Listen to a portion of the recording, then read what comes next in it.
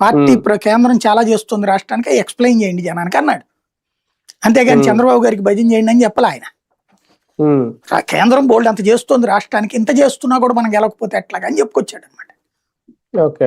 అప్పుడు ఒక నాయకుడు, ఒక ఎంపీ గారు వెళ్ళి నడ్డా గారికి చెప్పాడు, అయ్యా మేము మొదటి నుంచి నిజం వాస్తవంగా చెప్పాలంటే తమిళనాడుకి, త్రిపురకో, బెంగాల్కో అట్లాంటి చోట్ల కూడా నాయకులు లేరు, కానీ మొదటి నుంచి నాయకులు ఉన్న పార్టీ ఆంధ్ర.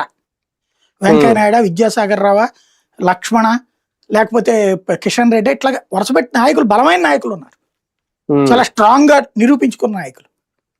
కానీ బలోపేతమైన ప్రతిసారి మనం పొత్తులకు వెళ్ళిపోవాల్సి వస్తుంది. అది కేంద్ర అవసరాల రీత్యా, జాతీయ అవసరాల రీత్యా.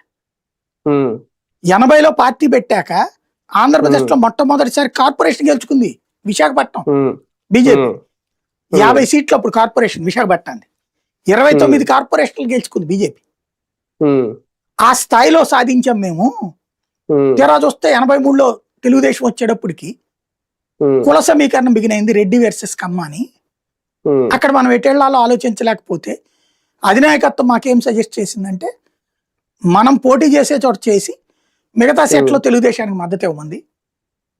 అలా బిగినయ్యి మనం బలోపేతమైన ప్రతిసారి జాతీయ అవసరాల తర్వాత వాజ్పేయి టైంలో బలపడ్డాం. మళ్ళీ 19% ఓట్లు వచ్చాయి, 18%, 98లో ఓట్లు వచ్చినాయి కదా.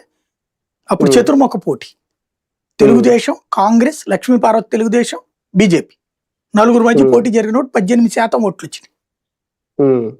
ఏది 2018లో మధ్యంతర ఎన్నిక.